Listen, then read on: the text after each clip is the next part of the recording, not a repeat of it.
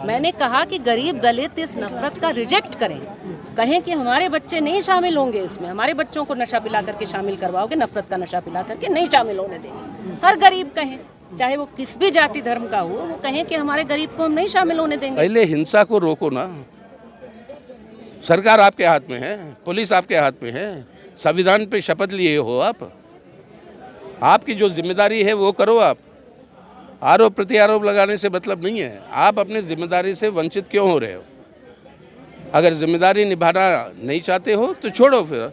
हम न कभी बदले हैं, हम न कभी बदलेंगे। सत्ता के सामने आपके सवाल लेकर जैसे अब तक चले हैं, आगे भी चलेंगे। न कारवा बदलेगा, न हमारा आपसे सरोकार, बदल रहा है तो बस हमारा नाम।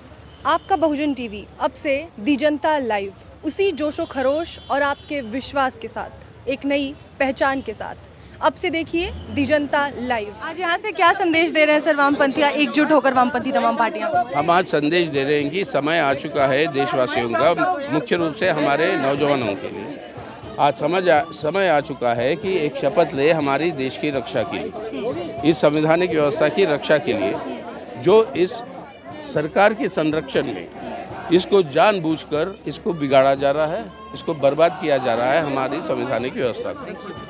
इससे देश को बचाना है। और आज हमारी सरकार और प्रधानमंत्री जो चुप है इन सवालों पे, जिस तरीके की बुलडोज़र की राजनीति, जिस तरह की नफरत और हिंसा के आधार पर अल्पसंख्यकों के ऊपर जो हमले जो हो रहे हैं, इसके बारे में उनका चुप रहना वो एकमात्र संदेश है कि इन तत्वों का पूरा संरक्षण ये सरकार कर रही है। अगर ये सरकार संविधान को बचा नहीं पाएगी तो ये सरकार को सरकार में रहने की अधिकार नहीं है।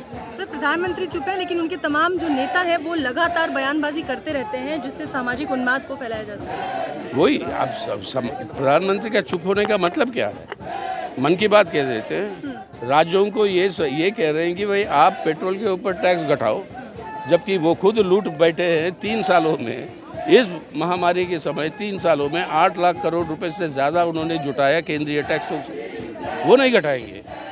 हाँ, और आरोप डालेंगे गैर भाजपा के राज्य सरकारों के ऊपर। ये है जिम्मेदार आज देश को बेच रहे हैं, नौजवानों को बर्बाद कर रहे हैं, देश की एकता अखंडता को ख़त्म करने की कोशिश।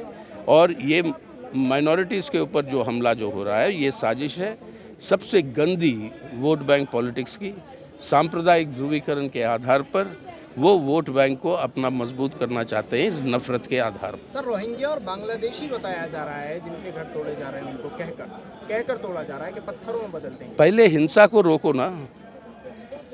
सरकार आपके हाथ में है, पुलिस आपके हाथ में है, संविधान पे शपथ लिए हो आप, आपकी जो जिम्मेदारी है वो करो। आप आरोप प्रत्यारोप लगाने से मतलब नहीं है। आप अपनी जिम्मेदारी से वंचित क्यों हो रहे हो? अगर जिम्मेदारी निभाना नहीं चाहते हो तो छोड़ो फिर। लेकिन सर एक मजबूत विपक्ष की कमी भी तो साफ झलक रही है।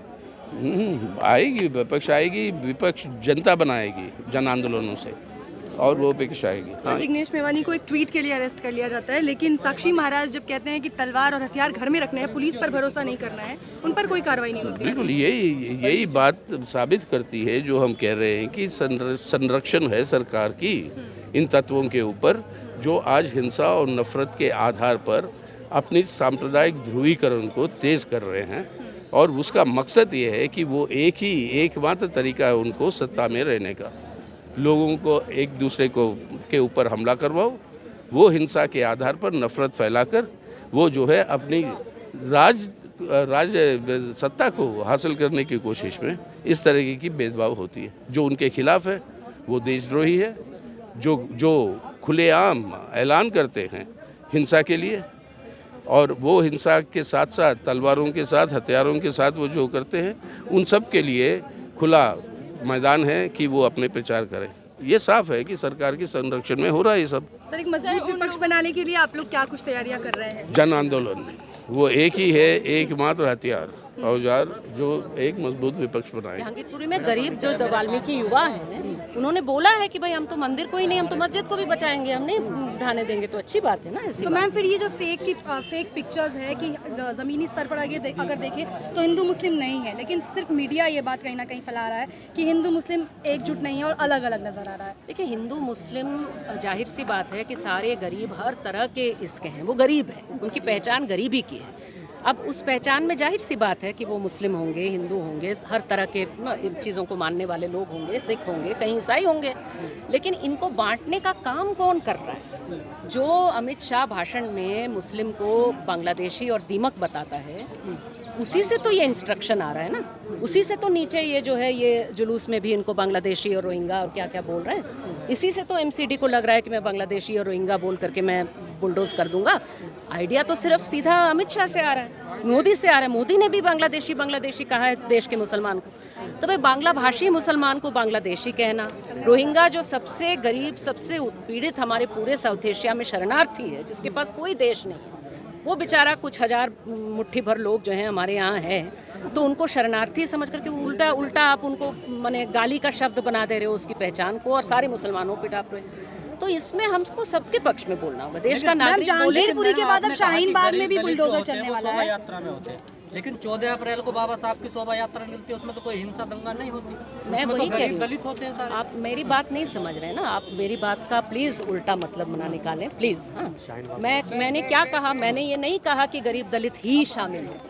मैंने कहा गरीब दलित बहुत सारे, अंबेडकर जयंती के दिन में उड़ीसा में लोग निकाले प्रदर्शन, उन पर बजरंग दल के लोगों ने हमला किया, ठीक है, ये असलियत है। मैंने ये बिल्कुल नहीं कहा कि गरीब दलित ही नफरत करते हैं। मैंने कहा कि गरीब दलित इस नफरत का रिजेक्ट करें, कहें कि हमारे बच्चे नहीं शामिल होंगे इसमें, हमारे बच्चों को नशा पिला करके शामिल करवाओगे, नफरत का नशा पिला करके नहीं शामिल होने देंगे। हर गरीब कहें, चाहे वो किस भी जाति धर्म का हो, वो कहें कि हमारे गरीब को हम नहीं शामिल होने देंगे इसमें। ये मेरा पॉइंट है, ये मेरा मैम जहांगीरपुरी के बाद नहीं कह रही हूँ कि सिर्फ किसी एक इसके समुदाय मैम जहांगीरपुरी के बाद अब शाहीन बाग में भी बुलडोजर चलने की जो है अब खबर आ चुकी है, इस पर क्या कहेंगे? बुलडोजर चला है आज? जी मैम, चलने वाला है, चलने वाला है। इस तरह की खबरें कई दिनों से आ रही हैं। नहीं तो भाई जहाँ बुलडोजर ये लगाएंगे वहाँ पर वामपंथ के लोग जरूर जाएंगे, जरूर बुलडोजरों के सामने खड़े। तो मैम रोक पाएंगे आप? अब रोक पाएंगे नहीं रोक पाएंगे भाई, हम चला लो हमारे बॉडी के ऊपर, कोई बात नहीं।